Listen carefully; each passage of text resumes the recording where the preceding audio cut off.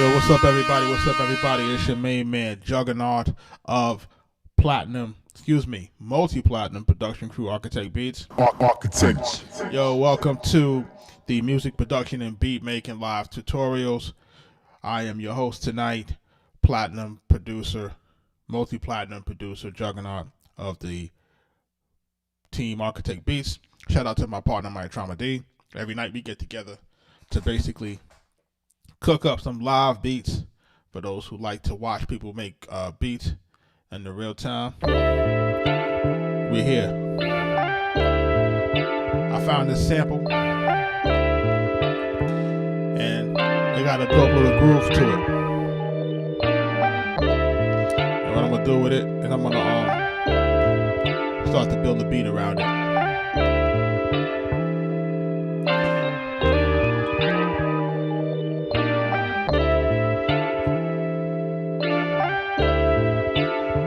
First time here,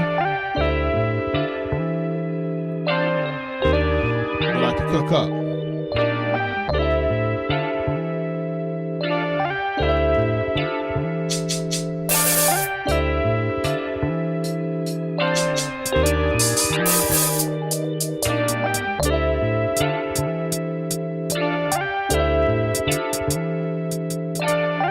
Let's go.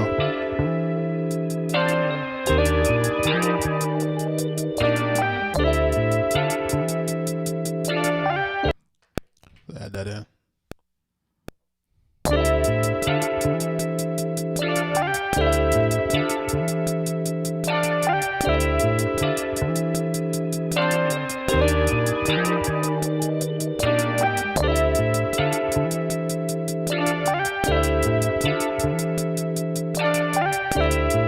Y'all ready?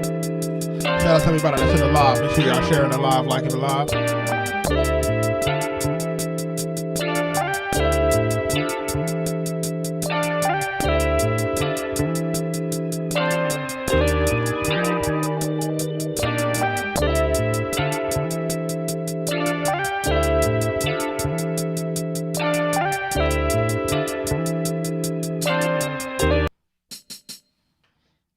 Shout out to everybody that's in the live.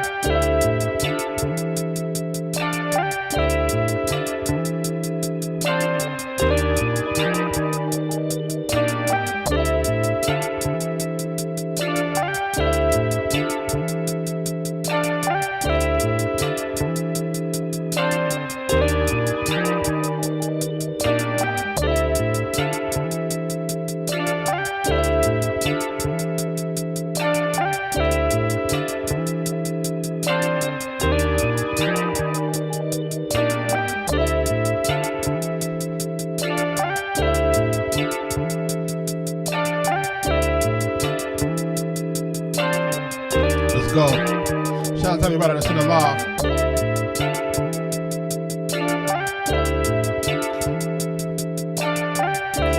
Caught this groove, man.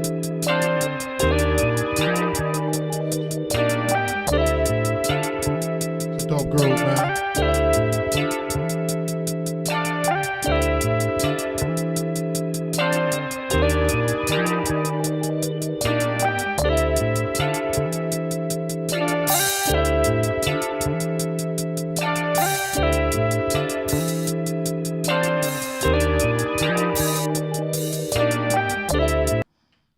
Let's go. Shout out to everybody liking the live. Anthony, what's up?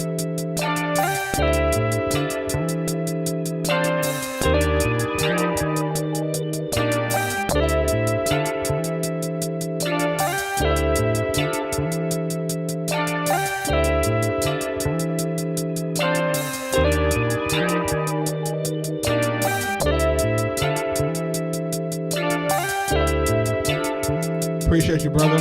Let's go.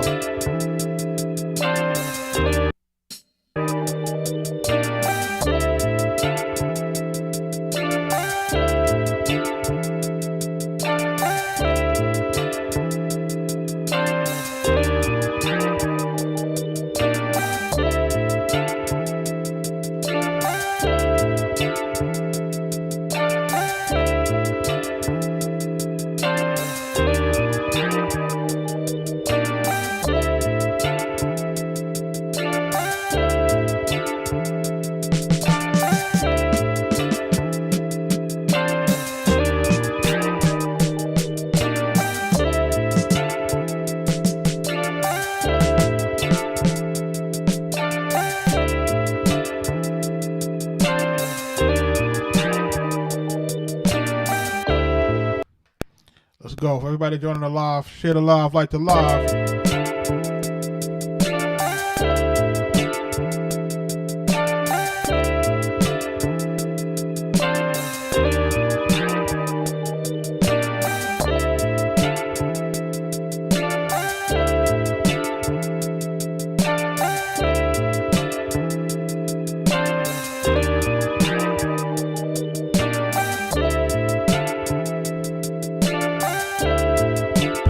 Asking what up.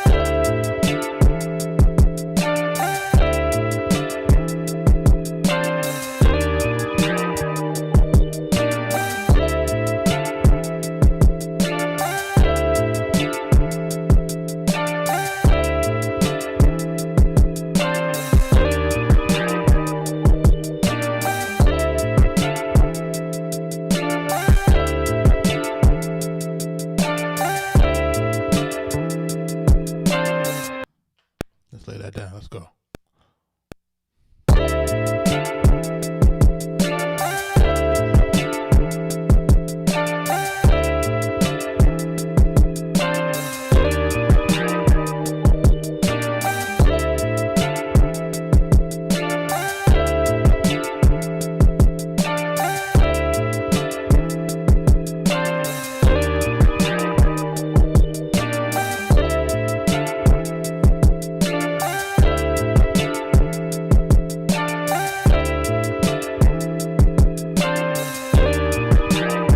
Davey, I see you, man.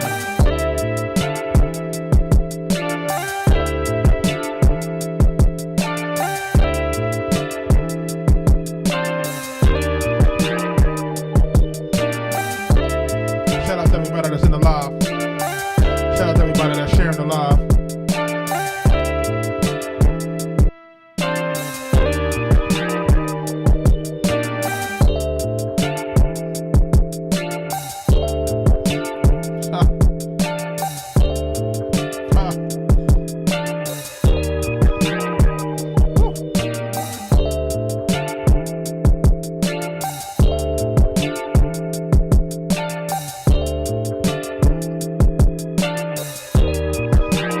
Need y'all in the live. Let's go.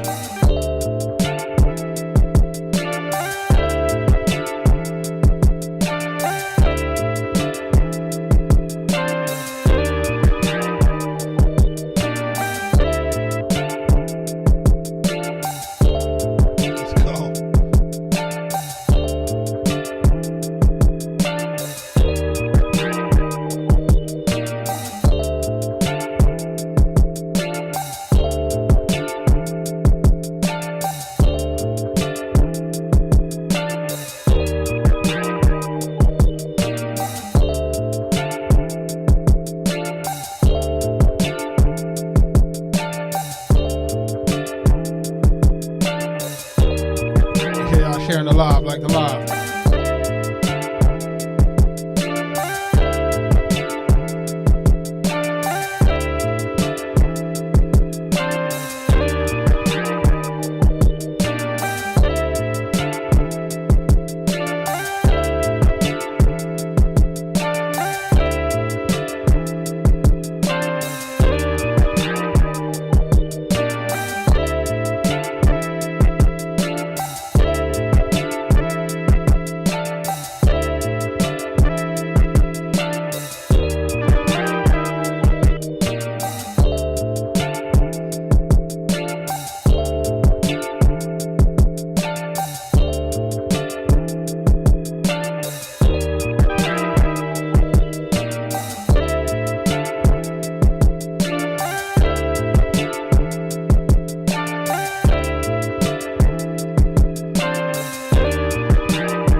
Richard, what up?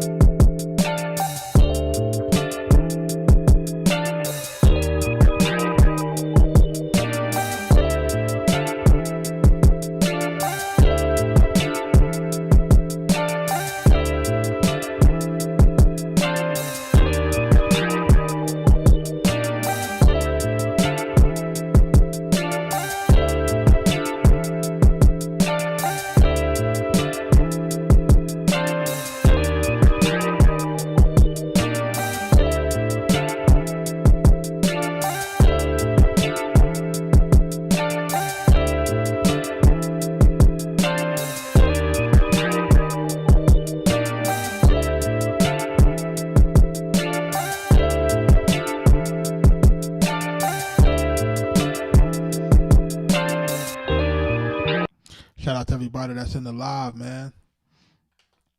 We got a nice little groove going right here.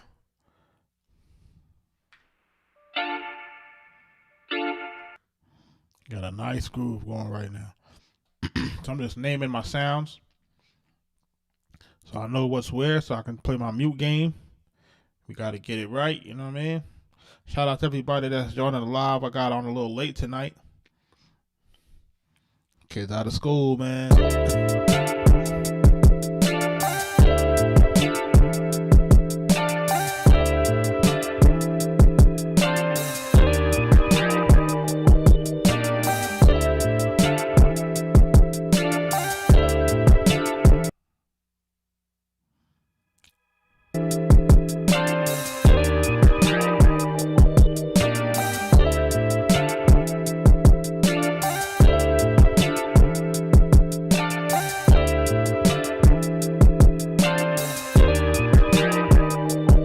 What up?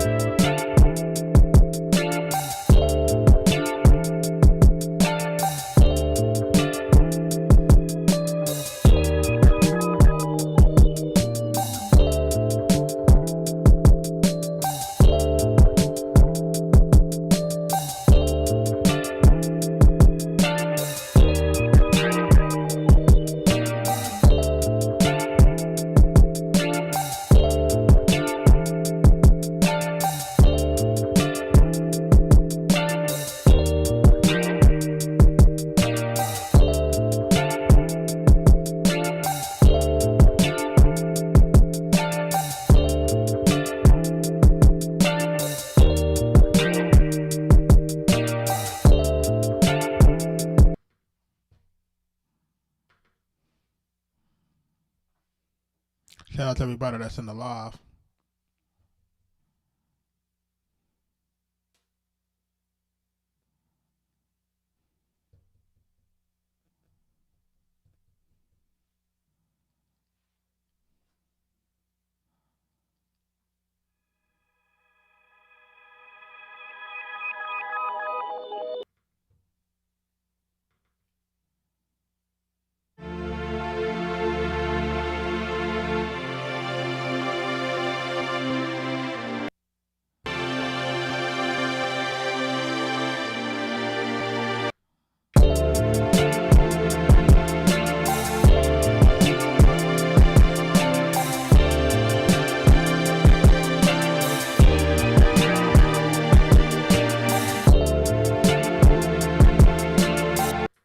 I don't really like that. What's happening though? What's happening in the live today, man? We got a smooth groove going tonight. Just a smooth groove. Something that I found. I felt that it was going to be like one of those really, really smooth groove joints. Yeah, the strings on something different. Like I thought it would make it like, more like, elegant, you know what I mean? More mimosa type, you know what I'm saying? Like more champagne type, But we trying to do something a little different every now and again. Try to do something different here and there. But we working on this. We working on this thing here. But if it's your first time here, man, make sure y'all liking the live, following.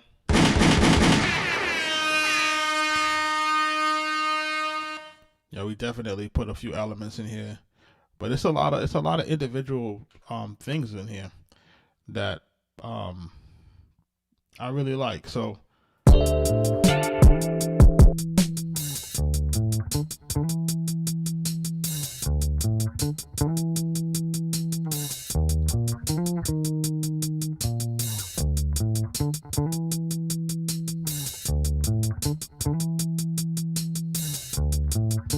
like it got a really good good guitar,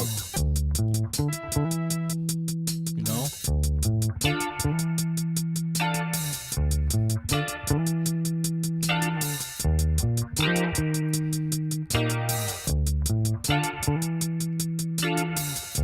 Oh, you know what? I'm missing something. So let's do this. So let's do this first before I go any further. Let's get this thing where we need it to be. Y'all ready? Let's go.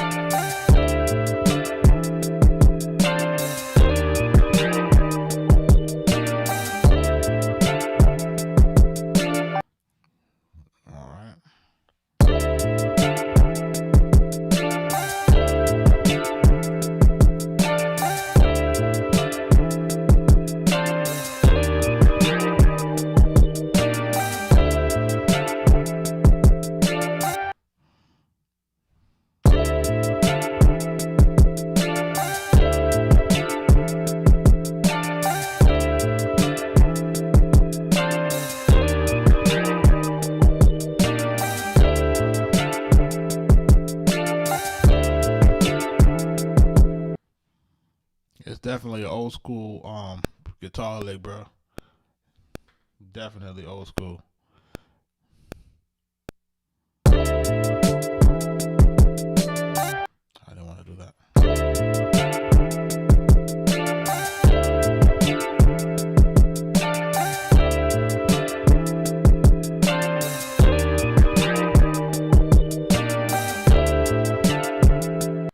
Okay. So what we got going on here is we got this.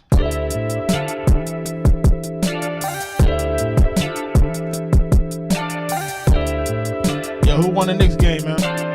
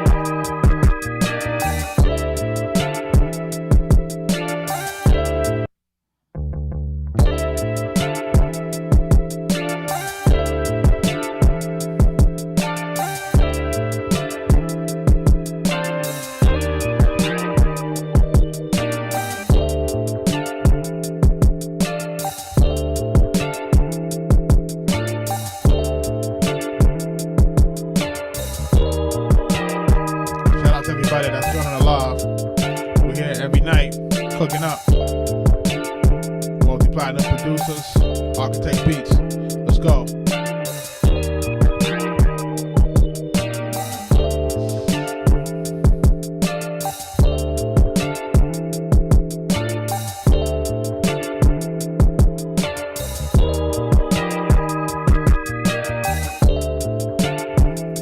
Hold on, the Knicks won? Hold on. Did the Knicks win? Oh, they're losing. Okay, all right. Listen, man. It's Indiana, man. It's tough, man. If you're a New Yorker, you know how hard it is to beat Indiana, man. Even without Reggie Miller. Let's go. It's like an arch nemesis.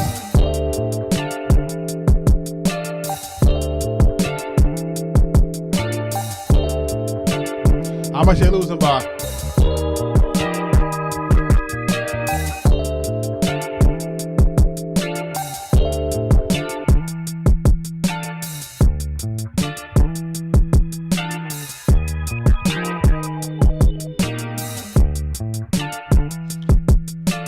Crazy, right? Yeah, I need a name for the beat, chat. Let's go.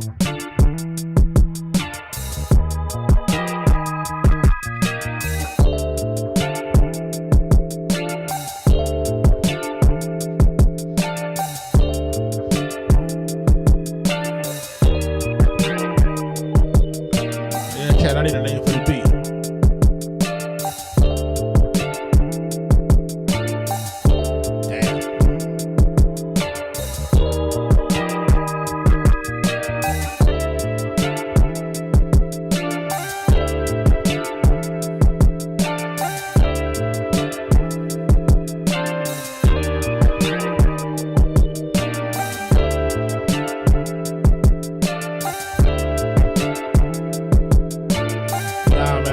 Part 41A, man. Can't do it like that.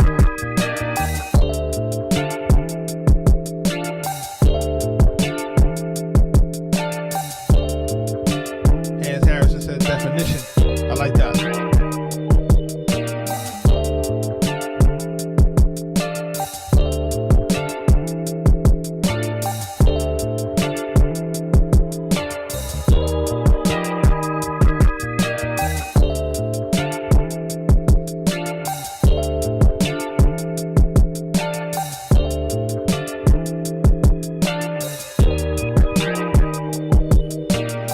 Shout out to all the new followers.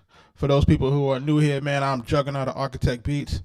Big Pun, Nas, Prodigy of Mobb Deep, Jadakiss, Max B, The Game, Killer Mike, Saha the Prince, Maya, Shorty Low, Waka Flocka, Lil Scrappy, Cowboy Turk. You name it, I done produced it, man. So every night I cook up, I show people how I do it.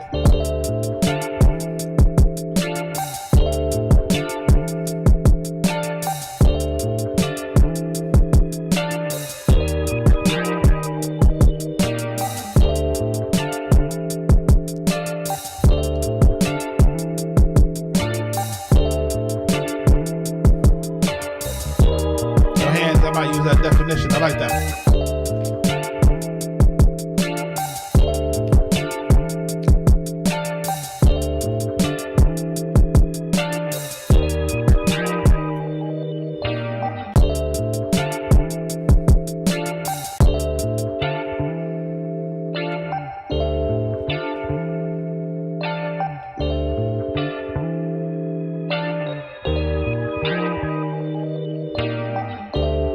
We're gonna call it the definition.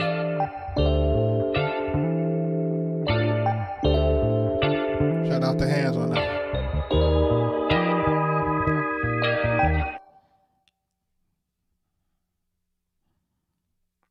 The question is, what is it the definition of? Is it the definition of greatness? Ilium, what up? Rob, I see you, what up? Rich, I see you, what up?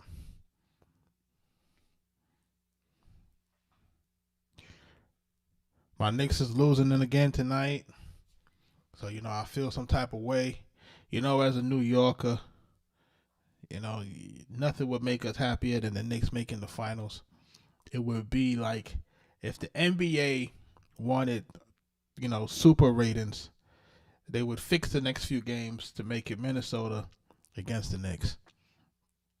That's what they would do. That's what they probably should do. They do it that way, you have record NBA Finals watch time. But hey, I'm just a platinum music producer. What do I know about NBA?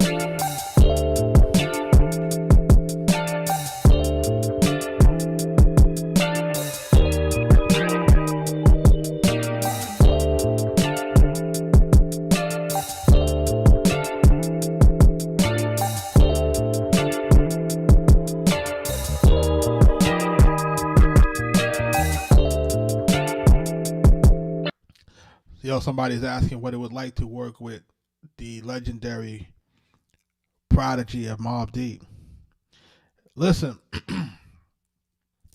working with Prodigy of Mobb Deep, man, for me, like for Mike is a little bit different because Mike was primarily in the office, as an A&R, before he was street teamed and, mailroom street team A&R. So he was kind of, he developed a relationship with Prodigy. So by the time we put together this beat tape that we were able to give him, and then he said he wanted this one track because he was working on his solo album. And, I had met him a few times at the office, but, just like you, like, you see the people that you listen to. This is a cat that I would be listening to on my way to school, you know what I mean? Like on my way to college, like I would be listening to him. Listening to Mobb Deep, man, and it just defined my age right there. It defined everything for me. So when we finally get to meet him and start talking to him and stuff, and it's like, all right, he wanted to work on this record that we gave him, which turned out to be Self-Conscious. And I remember just getting the call one night, and he's like, "Yo, meet me down at the studio, downtown Manhattan, like around in the 20s. I can't really remember exactly where. It might have been Battery Studio.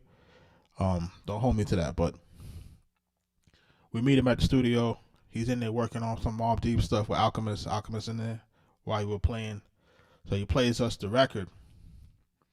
He said, "Listen, I got something for you. I want you to hear it." So he plays it for us, and got Nas on it. Like it got Nas on it, bro. Like you got Prodigy on it, and he got Nas on it. So I'm like, I'm froze. Like I don't know what to say. I'm just smiling ear to ear. I ain't got nothing to really say. And he's like, "Yo, I'm gonna give it to Nas, and they're gonna put it on the QB's Finest album." And I'm like, "Bet." I'm not like, what am I supposed to say about that? Like, as long as it come out, you know what I'm saying? I'm good. So, we get our, we wrap up the session, whatever, and then listening session, and then me and Mike leave. And I'm beaming, and we're walking down the street, and we're trying to get to the car, because I'm like, I can't believe it. Like, he just played us a Prodigy and Nas song. Like, this is just incredible. And we're walking down the street, and then all of a sudden we're like, "Yo, we can't find our car." like I know we parked on the street. We kept walking back and forth, like, where's the car? Like, like where's the car at? Where we parked the car, right? So like, where's the car at? So we in the street walking back and forth, and then P pulls up. P pulls up on us, and he's like, "Yo, y'all looking for your car?" He was like, "Yeah, we can't find our car." He said, "Yo, your joint probably got towed." He's like, "Yo, hop in with me. I'm gonna take you to where the tow yard is at."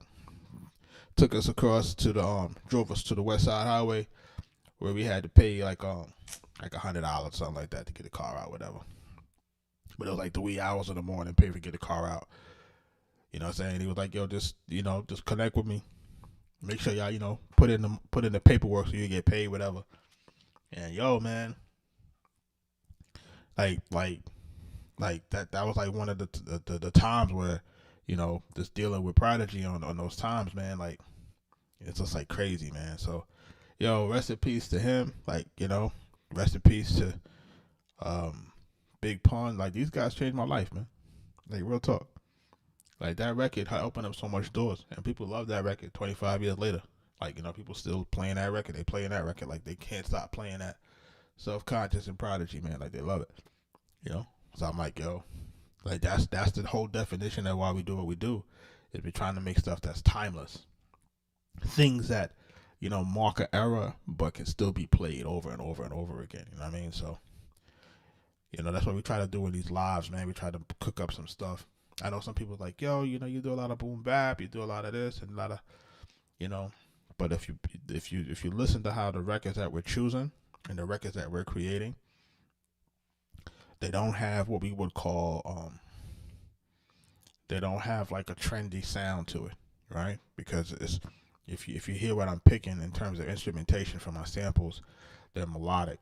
So those things are always going to defy time, right? Versus me trying to pick something that's going to be, too trappy or something like that. You know what I mean? So it's just a way that we like to try to think about it. Shout out to everybody that's in the live. Shout out to everybody that's sharing the live, man. Shout out to everybody that's throwing the gifts around.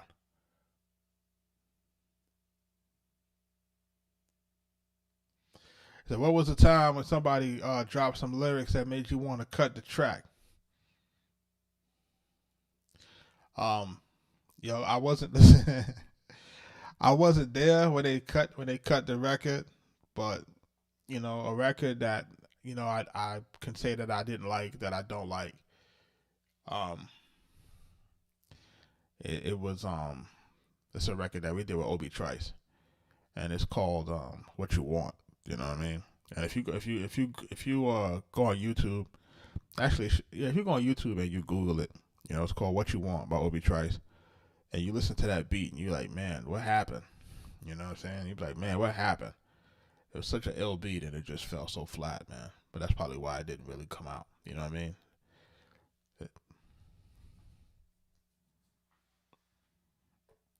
But every now and again, man, you'll get a record that you're like, you know. Oh, you mean it's like some hardballs, like somebody drops something crazy, make you want to stop the track.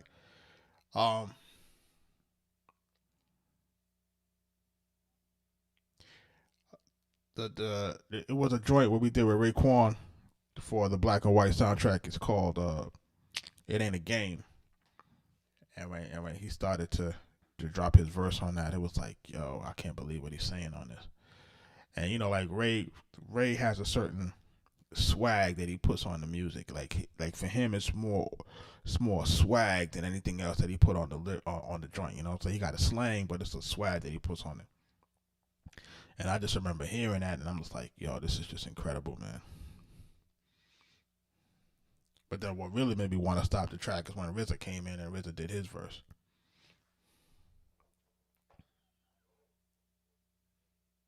Yeah, the chef be cooking, man.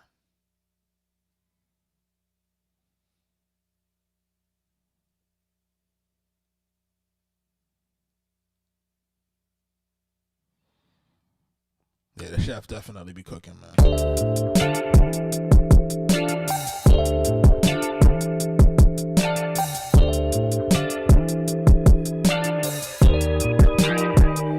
Listen, you can imagine the look on my face when RZA walks into the studio and tells me, yo, that's your track? I like that. Yo, I want to jump on it. What? What? It's like, what? You gonna jump on this record that I'm doing right here? You gonna jump on this record? Yeah, man. Like, you know, you'd have to pinch me. Like, you know, I couldn't make this up. Like, you know what I'm saying? Like, I couldn't make this up. I'm literally standing behind the board of the ASR. I'm trying to loop this record up good.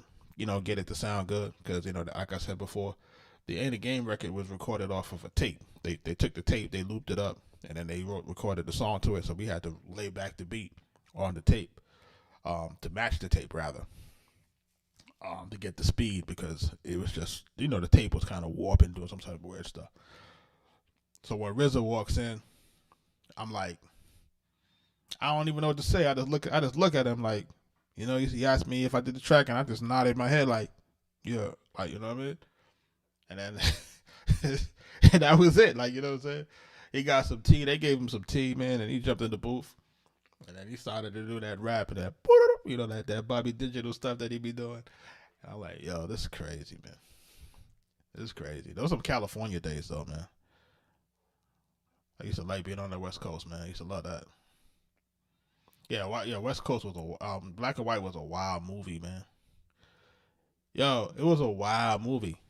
Like, yo, if you go, true story, if you go and you look up the director of Black and White right now, he just was sued for like the SA charges, man. He got like heavy SA charges on him, man, saying that he had a casting couch and all of that. So, you know what I'm saying? What's the question, man? Cozy, what's happening? But yeah, James Toback, because James Toback had won an Academy Award for doing the movie Bugsy. But he's like the Harvey Weinstein low key kind of dude, like, you know what I mean? And you'd have to be there to understand what I'm talking about. Why you do that? What you asking me about? Why you do that? Why you do that, man? Let me tell you something. Why you do that is an accident. And when I tell you that it's an accident, this is an accident. Like, this record is an accident. This record was a part of it. Why you do that? First of all, I did Why You Do That a few years back, right? You know what I'm saying? So I did that a few years back. And we were moving it around, and people were passing on it. People didn't like this record. Like, people really didn't like that beat. You know what I'm saying? Like, people really did not like Why You Do That, like the beat. It was on a beat CD that we had gave to AZ, right? Then we were trying to put it on another CD to give to Jim Jones. You know, we tried to get it to Jim. Jim didn't get to the studio one time. Max is there. Max takes the record, and then he records it, and then we didn't even know he recorded the record. We in Atlanta. We get a call from AZ's manager. He's like, yo, there's a beat that you put on the CD for me, for AZ, that's getting played on the radio in New York. Be like, which record? So he plays it for us over the phone. He's like, it's a Max B record, man. It's bubbling. It's hot. Like, you know, he about to do Summer Jam and everything. I was like, oh, word? We call up Max. He like, yeah, man, you know, he's like, yeah, man, you know, I didn't, you know, it was supposed to be a promo record. You know, we just trying to see what's going on. But at the time, he was going through the whole situation, getting ready to go to trial. So before we could even really, like, get the record and really get the record some legs, he got convicted. You know what I'm saying? So, you know, shout out to Max B, man. He's gonna be home soon. We've been in contact with him, you know, as he's been incarcerated. We've been, you know, keeping up with him, you know. So, you know, as he gets home, man, we got some heat for him. We waiting, it's waiting. Yeah, but you gotta see what's gonna happen when he get home, man. We got a ton of joints waiting for him when he get out. So, you know, Max B is gonna be that guy.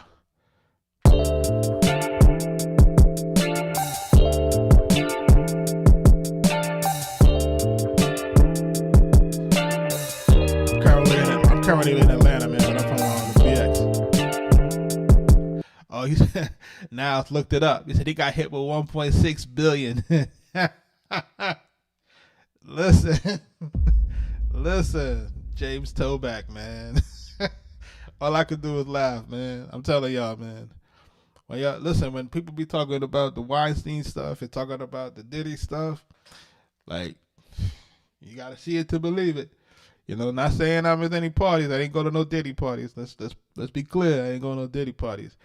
But, you know, you definitely had some guys that was using their position to try to get ladies. You know what I'm saying? Like, they was definitely trying to, you know, use their position.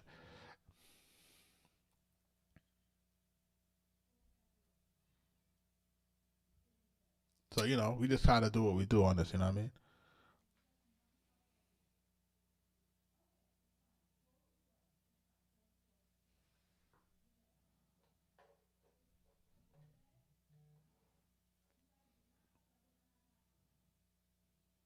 What does A&R stand for? A&R stands for Artist and Repertoire. So that's what that stands for. You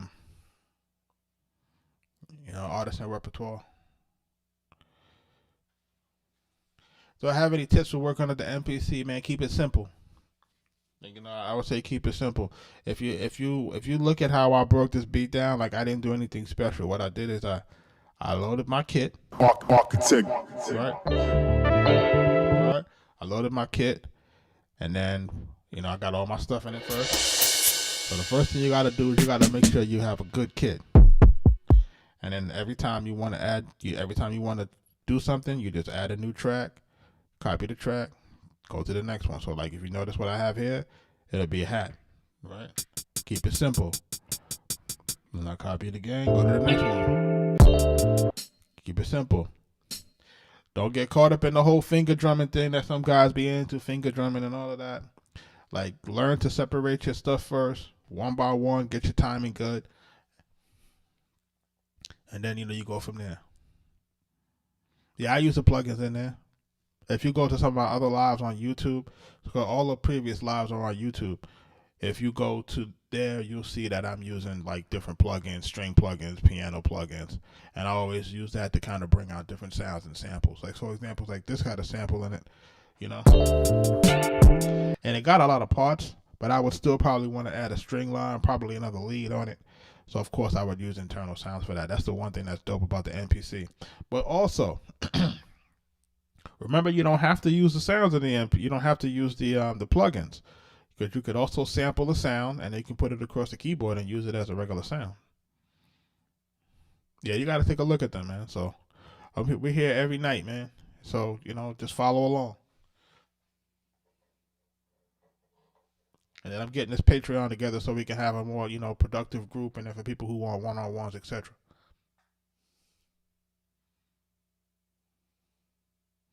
Yeah, you got to add the individual sounds, man, on the streams, on the individual pads. If you go back to the first few streams, like, I've actually cut some of these sounds out. So before, I used to have 16 kicks in here. Now I'm down to only 12, and then I added four bass sounds. Right, right.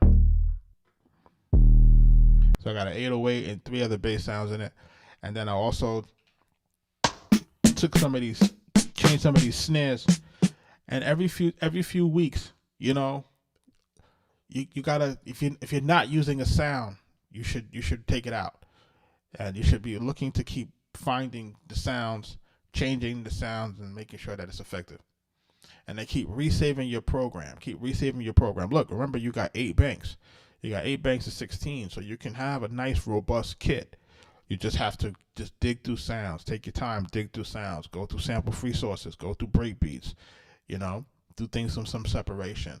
Start to kind of play with each sound and start to add sounds to your repertoire and make a bank for it. Like you got to have in my thing, I have a thing that a folder that I have samples, and it's just gigs and gigs and gigs of samples.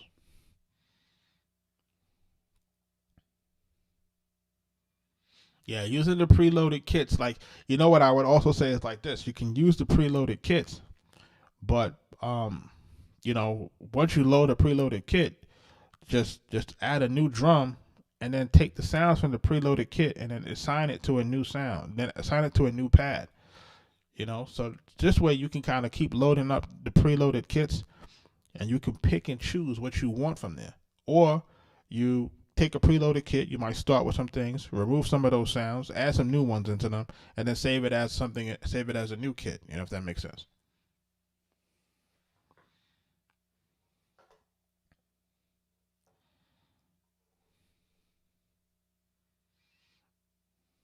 Yeah, the expansions got good stuff, man. Like it's just a matter of, like, again, it's like if you want to use a particular kit, if it's a particular kit that sounds good, I'm not against it. The only thing that I would suggest to anybody is, listen, you want to kind of cultivate your sound, right? So the way that you cultivate your sound is by going through different sounds. You have to go through different stuff, and you have to look for different sources. Um, you know, you gotta buy packs. You gotta look. It's you gotta see what other people are using too. Like, don't sleep. You know what I mean? Like, you kind of wanna keep your ear to what's happening in the business. Like, like, let me hear what's going on. Shout out to everybody that's in the live, man. Shout out to the new followers. Shout out to everybody that's dropped gifts. Do I use Splice? Yes. Listen, if you're not using Splice, man, I don't know what to tell folks, man. Like, it's integrated into this thing. So if you're not using it, like, I don't know what to tell folks, man. Like, listen. Take it from a guy. Take it from a guy who has sampled records that didn't get cleared. Take it from a guy like that. You know what I'm saying? If you've ever had a record that's never been cleared, I'm that guy. If I've ever had a record where somebody took 100% of the sample of the song, if you guys want to go and listen to Raekwon song called Casablanca, it's off of Mobilarity, right? I sampled the joint from Conan the Barbarian, and true story is, I'm a huge Arnold Schwarzenegger fan growing up. Huge Arnold Schwarzenegger fan. Me from the Bronx. I'm from the Bronx. The Bronx is very aggressive. So I start going to the gym real early. I start going to the gym maybe like 14 and a half, 15, like that. Like I'm saying. So Arnold, I'm watching Pumping Iron. I'm watching Conan the Barbarian, Conan the Destroyer, Commando, like all the all the Arnold joints. And I used to always love that Conan the Barbarian. I used to have it on a VHS, and I used to just watch that joint over and over again before I go to the gym and stuff like that, right? So boom, right? So there's one part in that record, if you go and you listen to if you listen to it, like, it's Casablanca. It's by the original composer is Basil Polidorus. I take the record, and y'all know how that record sounds. So like I said, Raekwon, Casablanca. Y'all can go take a listen to it, whatever. We go to clear the record. Mel comes back. Mel Carter, rest in peace to Mel Carter. He was Ray's manager at the time, along with him in Power. He comes back and he's like, "Yo, that Casablanca, y'all a rap." I said, "What you mean we a rap?" He's like, "He taking 100% of the publishing. He taking 100% of the publishing. I gotta get a bomb on that." I'm like, "Damn." That record almost platinum, bro. You know what I'm saying? Like you gotta like this is the thing when we dealing with samples, man. Like this is what nobody wants to talk about. Like everybody shows like all of the beauty of digging for samples and all of that, but nobody talks about the nightmare when it don't kill it.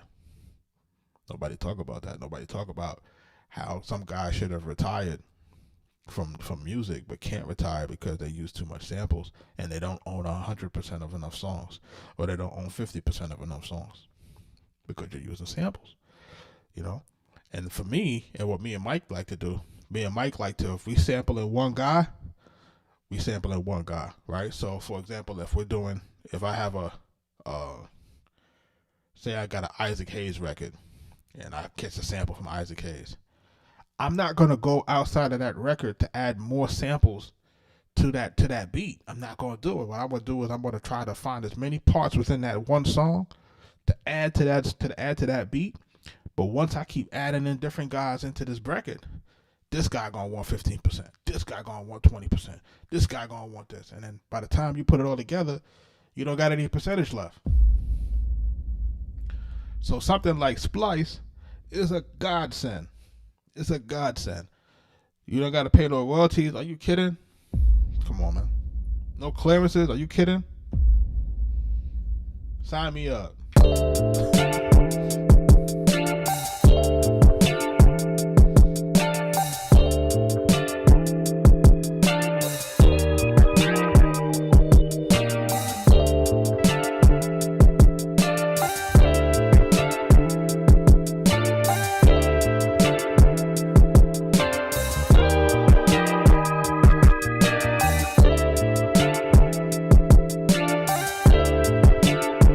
So how it works is this. It's integrated to your Splice is integrated to your Splice account. So say for example I'm on my phone, right? If I'm on my phone, I could load up Splice, I could listen to samples, I could click the download button, and then all I do is just sync it with my MPC. That's it. Or if I'm on my computer, same thing, you know what I'm saying? Just sync it with the MPC. And then I search for it by name, or search for it by BPM or something like that. You know what I'm saying? But listen, this is a great place to build your kits too. Now, don't sleep. There are a lot of good kits on here now. A lot of good kits. You got a lot of kits from a lot of good producers that's on here. You know, so shout out to Splice, shout out to Akai, Andy Mack, and those guys, because what they're doing is they're building up great sound libraries. What you call it has a good sound library too. Don't sleep. Serato Studio. And then I was able to take some of the sounds from Serato Studio, and I was able to bring those in too, because those are individual waves too. So the packs that I got on Serato, I'm able to put in my MPC, free game, and you just gotta you gotta take these packs and you gotta put them all together, man, and you gotta feel them out, see what works. Native Instrument sounds are good too. Machine stuff got good stuff too. I just don't use Machine anymore. You know what I'm saying? Mike still kind of uses it. He goes in between Machine and his Live too. But I don't. My Machine doesn't work with my current computer. It doesn't accept the drivers. It doesn't even work as a controller. Currently, I'm not using a DAW.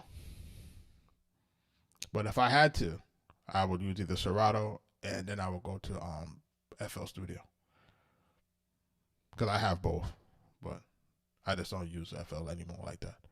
I want to use the hardware now. Like I really want to, if I got to go back to FL, then it's cool. Nah, you don't got to clear samples from Splice.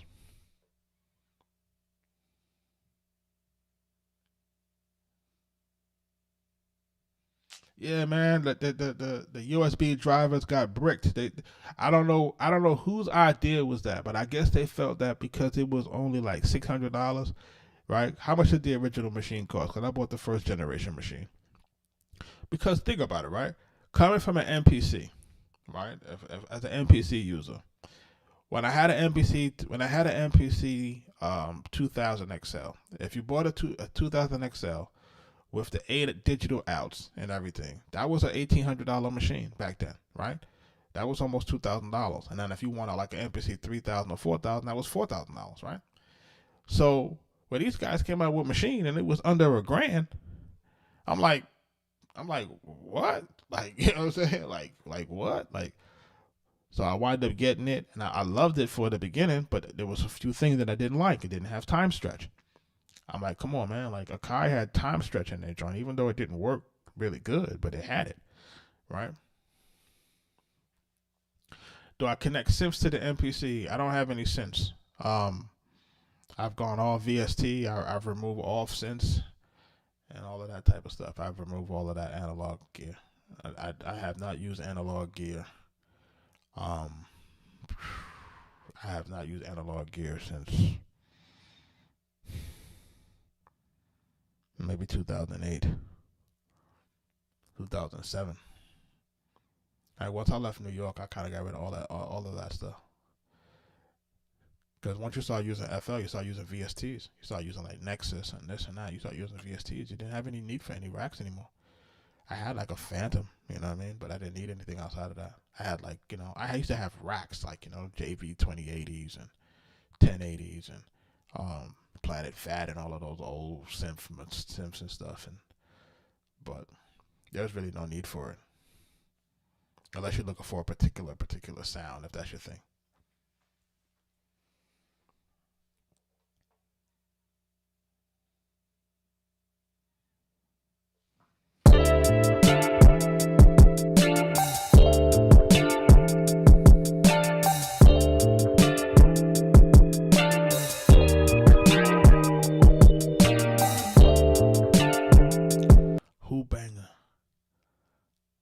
It sounds familiar, but I might, you know what I'm saying?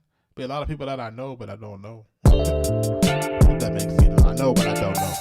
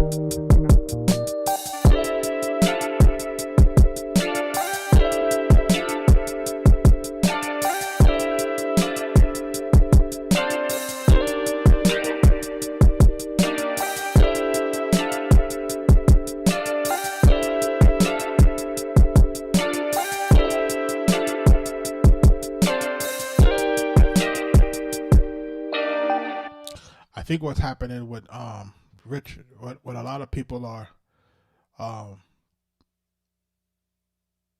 what a lot of people are not realizing sometimes when you're dealing with the analog, like, yo, if you're into analog sounds, that's the thing, you know what I mean? For me, I want to make sure that I can get to my music.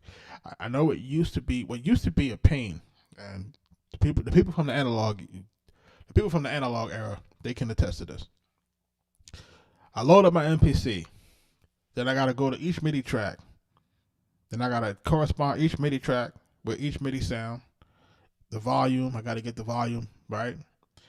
I gotta do everything to load it back up, make sure everything is playing the way it needs to play, make sure my chords is good, make sure my signal processing is good. And it used to just be a lot of time, but you had to used to revisit, you know, mixing stuff, you know, and mixing, and then, you know, running everything through the board, having to EQ everything through the board. And so you can just imagine when Pro Tools and all that stuff started to become real prominent, and I ain't had to do all of that anymore.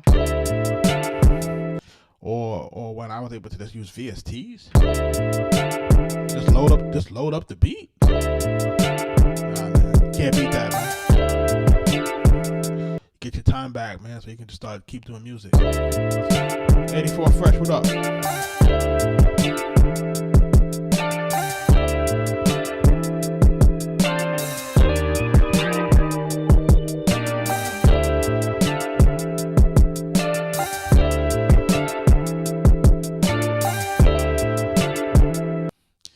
Listen, Rob Boach was asking me, do I mix all of the beats? To the best of my ability.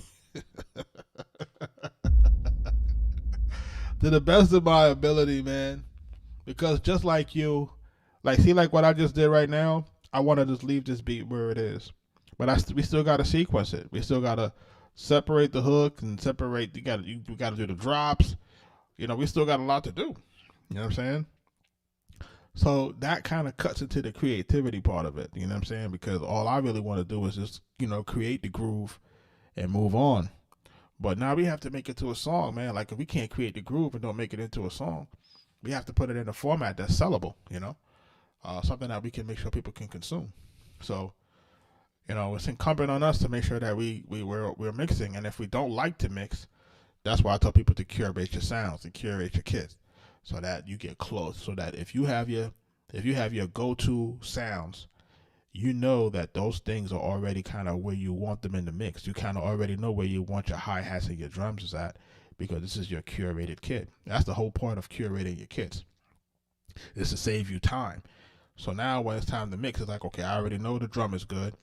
I already know the hi-hat snare is good because I put it where I want to put it. I've already EQ'd it to where I want it to sound. Now all I got to do is mix the music into the rest of the percussion bed. And once you're able to do that, you're able to keep it moving. You ain't got to worry about nothing else after that.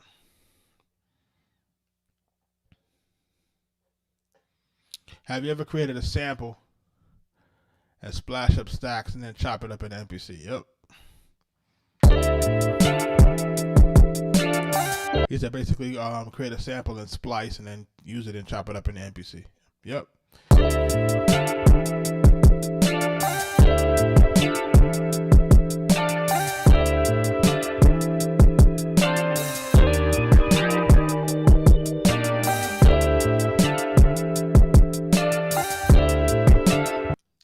Asking is basically saying, yo, get a person that likes to mix when you don't want to mix. And listen, once you kind of get to that point where you're, making enough bread, yeah, you can hire somebody to mix your music. Mix the music for me, man. Give me like, 3 different versions, then do all that other good stuff. Shout out to everybody that's in the live, that likes the live, share the live. Shout out to the new followers. Shout out to the people that's in the building, watching. Shout out to the people that are sending gifts, roses, whatever, Whatever you're sending, we appreciate it, Definitely help to support the channel. So we definitely want the channel to be supported, you know what I mean?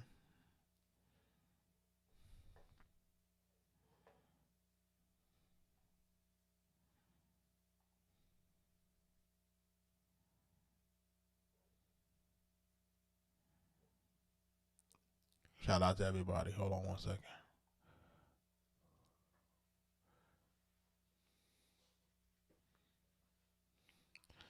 It says, anything you could tell me being a beginner using the Akai MK2 and the MPC software that comes with it. So, I have not used the MPC software. I downloaded it. I don't like it, so I didn't use it. I only use the hardware. I don't use the software at all. The main thing for me was to get an MPC where I did not have to use the software. Because if I have to use software, then this is just my opinion. If I have to use software to make beats, I think FL might be stronger in doing that, and even Serato might be a little bit better.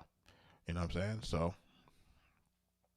I kind of stay away from it a little bit. I kind of like to use the hardware. But what I would tell you, and I would tell everybody else, to take everything track by track, curate your sounds, of course. and then definitely keep it simple at first, especially when you're starting. Start off with simple patterns. Start off with sampling things from other people, looping things up from other people, deconstructing what other artists are doing or other producers are doing, so you can kind of understand the mechanics behind the swing, the groove, the quantization. Those are the things that you kind of want to pay attention to as a new producer. But the only way for you to do that is to sample um, um, other people's work to kind of know what's going on.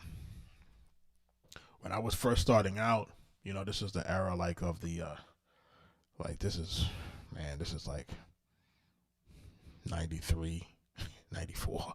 It's old. This is a long time ago. But I used to have this. How many people remember the album Black Moon Enter the Stage? They used to have this. They used to have this record on there. It was called Ninjas Talk Ish, right? But they ain't got skills. And it used to have this ill horn in it, and it used to have this ridiculous, I guess S950. I guess Mr. Walton and the Evil D must have like filtered the crap out of it, and it used to just. I used to take that and I used to sample it in my SO1, and I used to just loop it and just like listen to it looping over and over again, over and over again. It used to be like hypnotized. I'm like, okay, well, what did these guys do to this thing? Then I started realizing that they were using some break beats along with some samples, and that's how they was constructing a lot of their beats. So I had to kind of learn, man, but you got to listen, you got to study it. Shout out to them, man. Shout out to Baby Paul.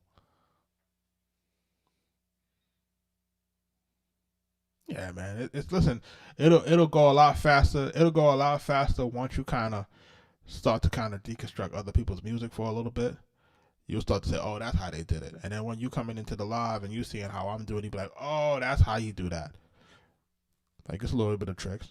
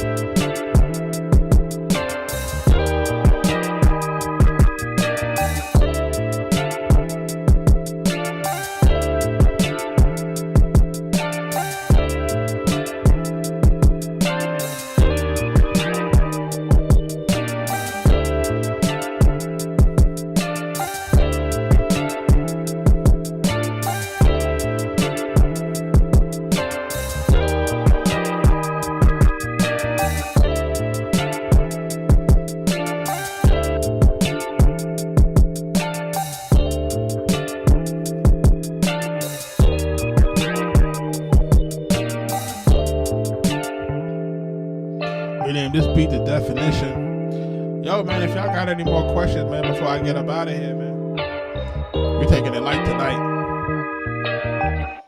I'm here to answer the questions, man. Here to give you the answers that you need. Hopefully, we can help you move things along.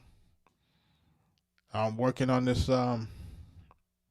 Patreon, man, and I think that is going to be real dope. I mean, it's going to have a ton of resources. So I'm going to probably look to put the business podcast in there, where we'll be talking to different industry professionals, different producers, etc., different artists, different managers, attorneys, and stuff like that. So I'll put all of that stuff in there, along with more resources in terms of like contract templates, invoice templates, different templates that we use. So everything that I use in the day-to-day, I want to make it available to the folks on that platform.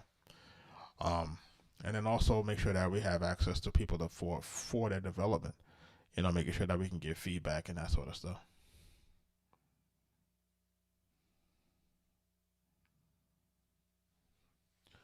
Rob, we set up a music review. We opened it back up on the website at arkatechbeatz.com. So, for people who are interested in that, just, check us out on there.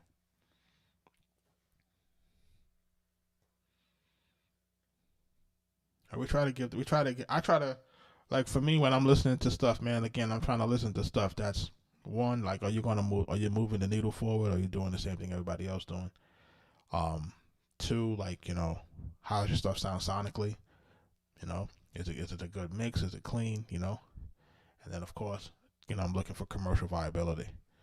I always try to, you know, see what the commercial appeal is. You know, and if somebody said, "What do you mean when you say commercial? What does that mean?" Commercial just means that, how good would your music perform for sale?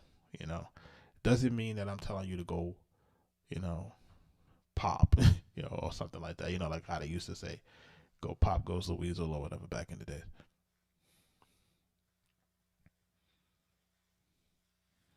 Hey man, that's what I create. We create the platform for people to learn, man. So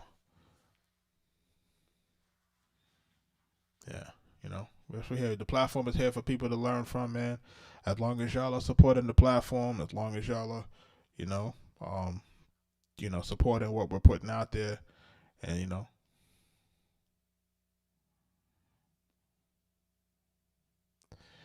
yeah, we had to rebrand. We rebranded. When we was in New York, a lot of our earlier work is under the moniker the Infinite Architects.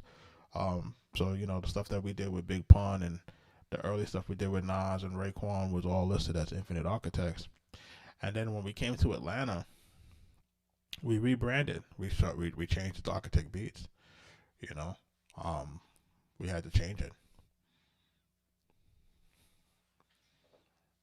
We had to, like, it just made sense at the time. But we literally started over, if you think about it, like, because we was think about what we were doing. We were doing Terror Squad, Nas, The Game. We just did Maya, right? We did all of that stuff. Did Obi, um, and then we moved to Atlanta. The first person we started working with in Atlanta was Lil Scrappy. Shout out to him. And we did a record with him called Big Boys Talking with his daughter Imani. And we did a few other joints with him, but I don't know if those didn't get released. So then we wind up doing a lot of Alley Boy stuff. So when we did the Alley Boy stuff, that's when we met like Trouble and El Dorado Red, and then Big Bank and a bunch of other guys. And then Alley is the one that actually put us on to Waka Flocka, because Alley did a record with Waka and Princess from Crime Mob with us. And damn, yeah, I got a record with Princess from Crime Mob. I forgot about that. Right? It's called Rapping and Robbing. So that was on like Alley Boy's joint. And that's how we wind up linking up with Waka Flocka. And then through Alley Boy is how we wind up linking again with Killer Mike. Like when you start working with people, they start talking. They start knowing like, yo, who did this? Who did that? You know what I mean? And people start talking. So a lot of times, what people don't really realize, like, you're gonna have crews. I'm gonna give y'all a producer tip, right? So say for example, you got a crew like BSF, right? Like Griselda, you got a crew, and there's Benny would be at the top with Westside Gun, and then you got 38 Special, and then you got as you continue to kind of move, you kind of guys that are on their way up, but they all kind of jump on each other's records, so it's kind of a circular thing. But you do know that there is a hierarchy, right? Now, if you're trying to get to Benny, that's going to be hard because Benny's top of the food chain, right? But the people that work with Benny under him, you might have more access to. So now if they match your style, if you see that they're hard workers and you see that they're really they're hustling and they're doing their thing, then it might make sense to, build a relationship with those guys and then let your music speak. And typically, if your music is speaking, then, it'll get heard throughout the camp. And once it gets heard throughout the camp, you get that call.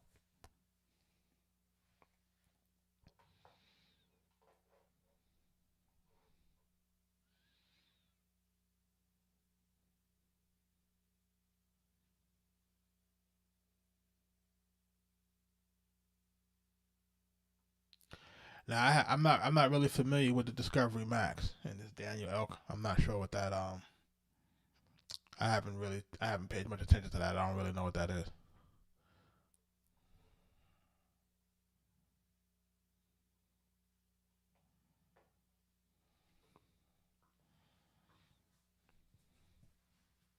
But Cartel Gaming, make sure that you follow him, man. Make sure you're dropping the likes, dropping the roses on there, whatever. We'll be back. We gonna be here every night. We here every night around 9, 10 o'clock. Some nights I can get on at 9 earlier, depending on what my kids is doing. Tonight my kids was running around. Yeah, Rich, I gotta check it out. I haven't had a chance to look at it as of yet.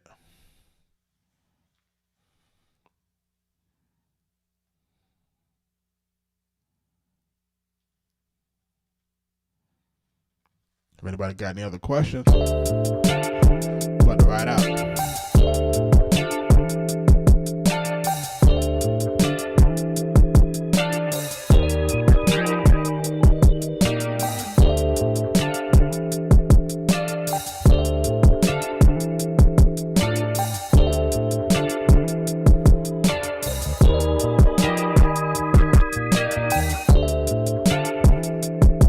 For those who are looking for replays of any past streams, they're all on YouTube, man. Like, that's the best place for you to catch the other streams.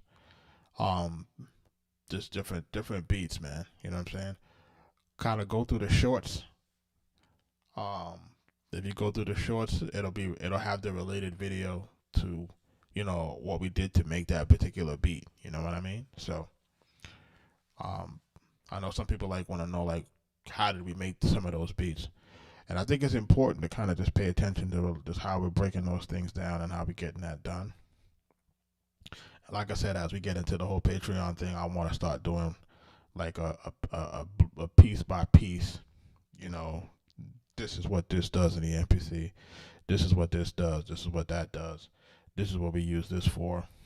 And then also go into different stuff as far as what I do with FL or what I do with Serato. That'll be high level, because I don't really proclaim to be, the master of those platforms, even though I know I can use them and make something real fire. And I think that's really the main thing, is that you have to realize that you don't have to be a master of those platforms to make good music. And I think that's really what I'm trying to establish here. You don't have to be a quote unquote master of the unit to make a decent record. And I want people to kind of understand that I'm showing them shortcuts, ways to kind of to hack your way into making it get to your destination a little bit faster.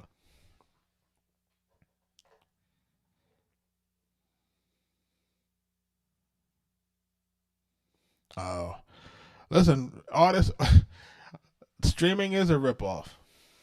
I had a recent online back and forth with Kato, the producer, because he had a video where he was talking about producers wanting to take 50% of the record, like how they do 50% of the publishing, the 50% of the master record royalties. And I chimed in and I said, hey, it's not far-fetched for producers to want 50% of the master recording royalty, because if you think about it, if you think about it, it's because of streaming. When we had the margins, when we had CDs and tapes, it was a higher profit margin. So of course you can settle for 3 to 5% on a record, but you can't do that now when the percentage on the record is pennies on the dollar, or pennies on the, fraction of a penny, fractional pennies. So, streaming is ripping off. And then the biggest rip off for streaming right now, the biggest rip off when it comes to streaming, is the whole Spotify 1,000 streams before you can get paid. That's the biggest rip off. Because now what happens is you got a whole lot of people that are not getting what they need to get. This machine is called the Akai MPC X Special Edition. Jalen, did the Knicks win or did the Knicks lose? I'm taking the Knicks. I'm taking it that the Knicks lost. Yeah, but the thing with streaming, man, is like this. Um,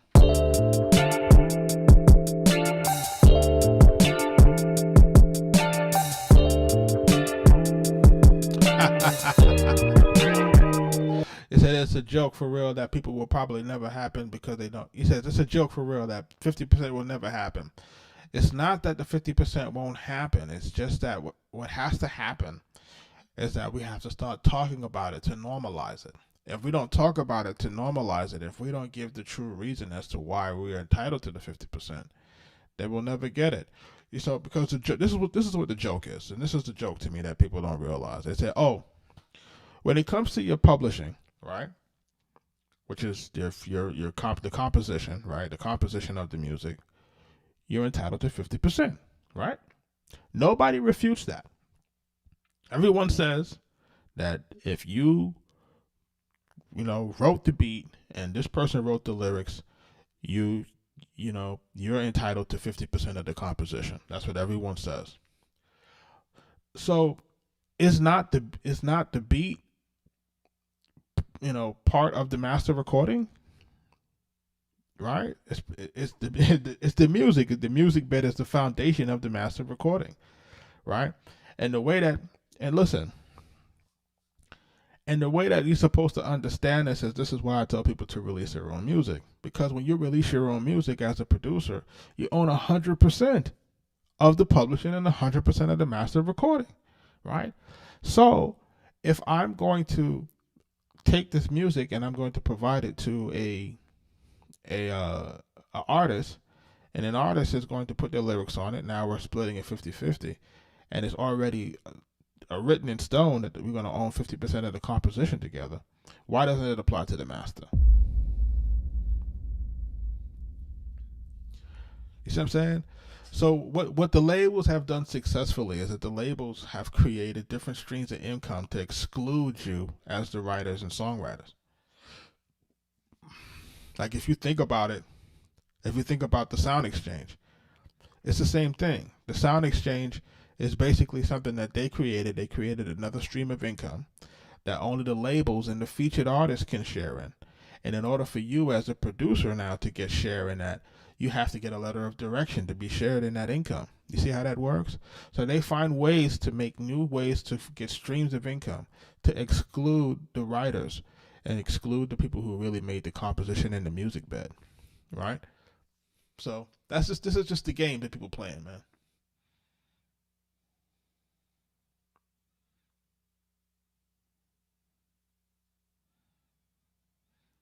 So this is just a game that a lot of folks are playing.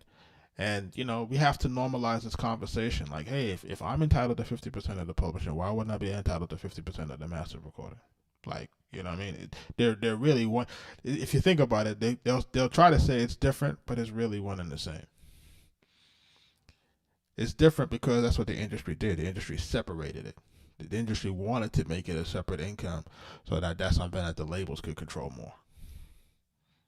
Because if you think about it, the labels weren't really getting a lot of the publishing until they made their own publishing companies and then take your publishing from you. A lot of guys publishing was a lot of guys didn't want to give their publishing up. So the labels had to find a way to get it.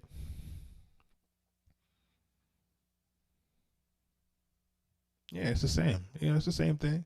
It's just the way that we've been conditioned to think of how it's made.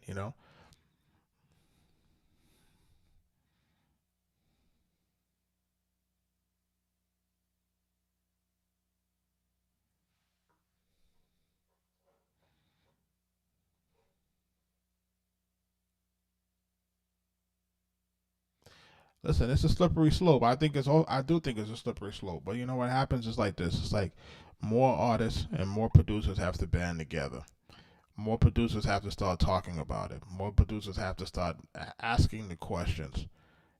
So I really appreciate Kato for using his platform to really educate people.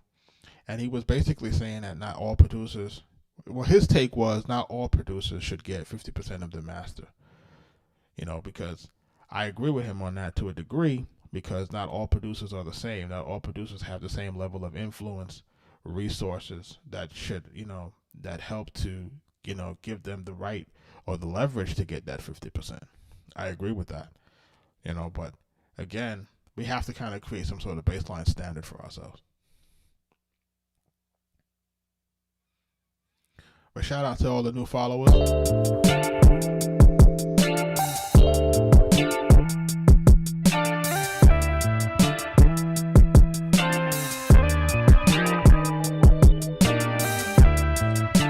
Shout out to everybody that jumped into the live. Shout out to everybody that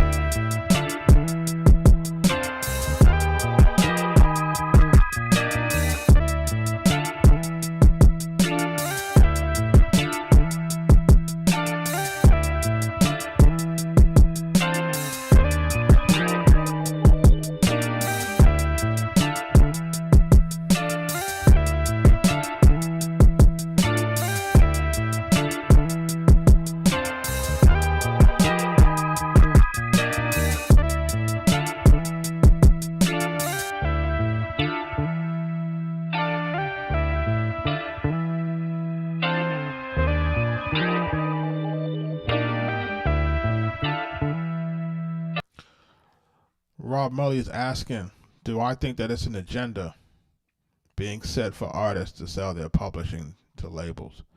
That's always been the agenda. If you think about it, the agenda is for them to own as much of the record as possible. That's why these guys really can't wait for AI. Like, they can't wait for it. They can't wait for it. Okay?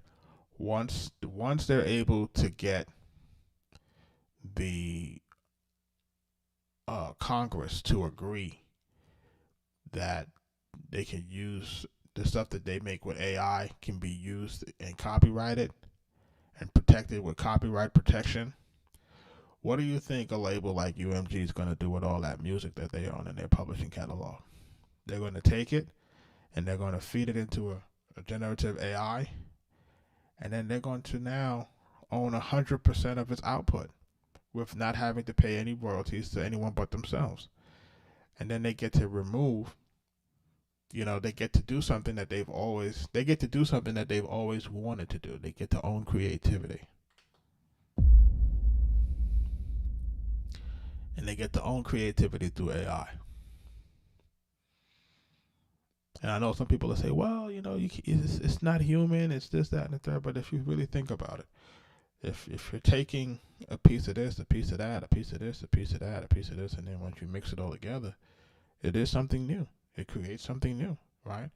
Even if I'm a regular producer or an artist, we're all influenced by the things that we love. So we take a piece of Prince or a piece of Michael Jackson or a piece of this, and we incorporate those things that we heard and we feel throughout the years. So it's no different than really kind of like programming your own mental AI to make the music that you're making. You know what I'm saying? So it's no different than what they're going to do with it. So, yeah, it's always been a concerted effort to control as much of the portion of the pie to increase profits. It's capitalism. People want to control as much as they can, pay out as little as possible, and increase profits. That's just business, So I think more of us have to be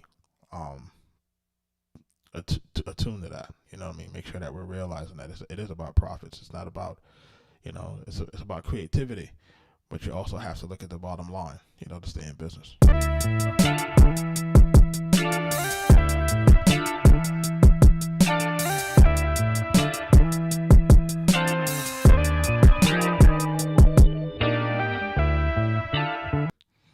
Yeah, it's all about business, man.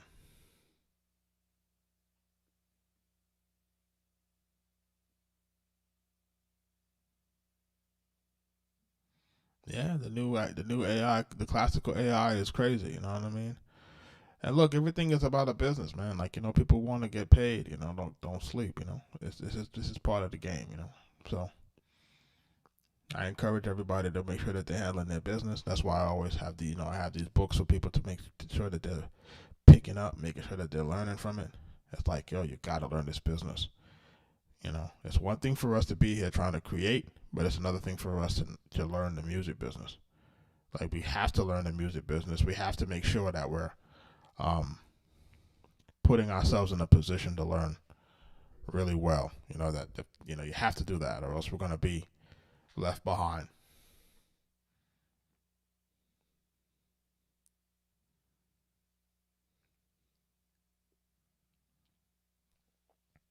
Any other questions before I jump out of the lob, man? What happened to the likes tonight, man? The likes low tonight, man. What happened to the likes?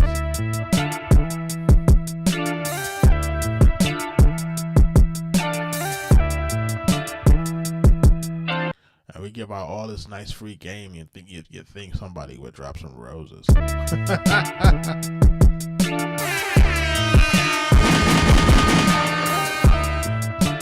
DJ Tight, what up?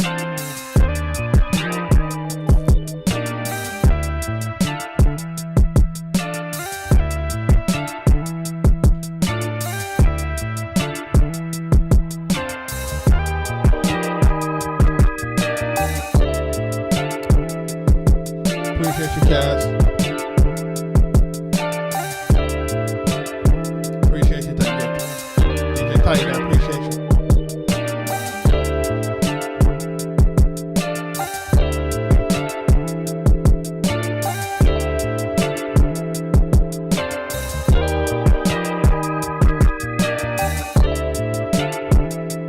Hey, Rich, you on Facebook, so the like button has to come through.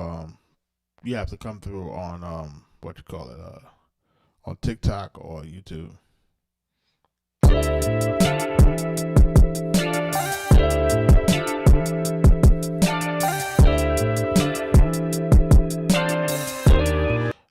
I think for Facebook there's like I think you have to do stars or something like that there.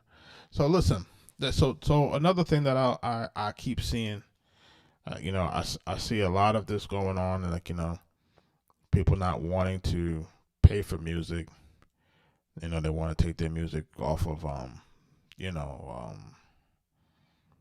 take music off of YouTube and stuff like that. And listen, again, what has to happen for the creative community is that for people who don't appreciate what it is that you do, you can't work with them. You know what I mean? Like, you have to make sure that you're creating a standard for yourself. If you're an artist, if you're a musician, if you're a DJ, like, you have to create a standard for yourself that people have to respect.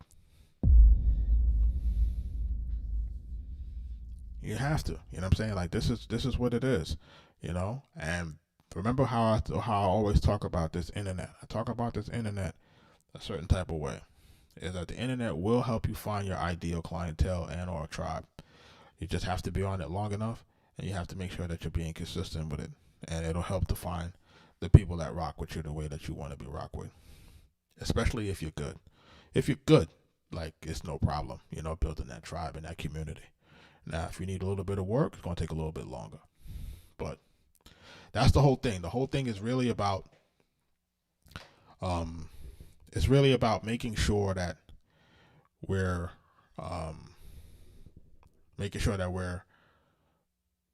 getting better and practicing and learning as we go along.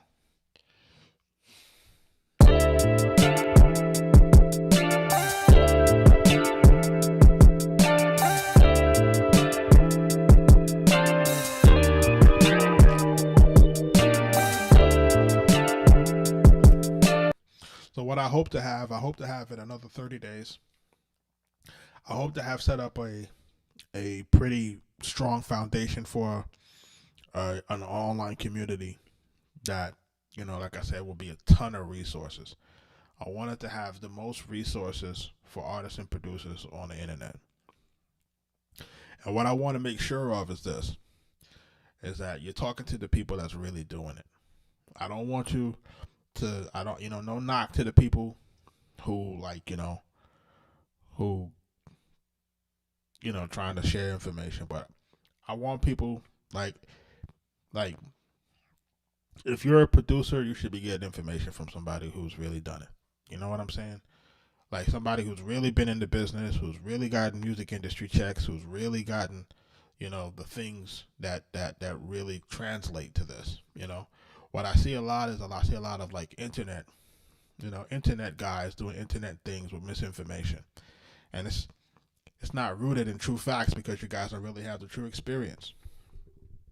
That's just the reality of it. Like, the experience is not really there for a lot of guys to say that they did something or did something significant, rather. So if they're not doing something significant, it's like, yo, why are we taking information from that? So I want to make sure that like I said, we're creating a robust community that really has the information, and it'll be a combination of some reading material, a combination of blogs, video tutorials, interviews, packs, etc. And then also, I'll be looking to partner with certain brands and stuff to to get those giveaways and stuff like that. And that's what someone of our caliber will be able to do. We'll be able to partner with different brands. In the past we were brand ambassadors for like Song Trust and other places like that. So we can always get those things going and making sure that there are discounts for people who are part of the community and things like that. So that's the trajectory of everything. And again, if you have those kind of questions, or if you're trying to learn, we're trying to learn, just hit us up. You know how it go.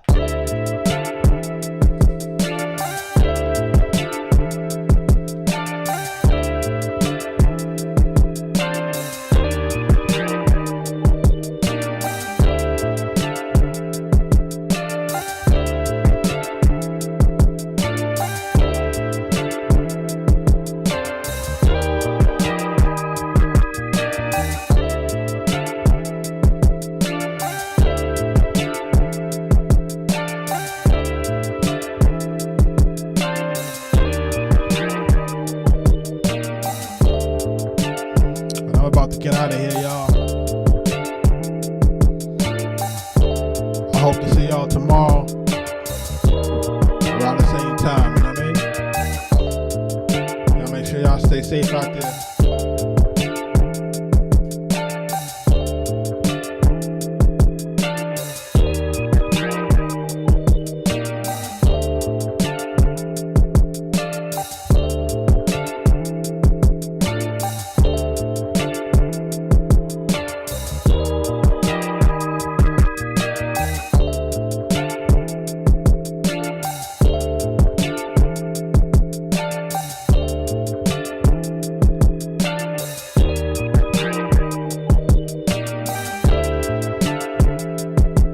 Peace, y'all.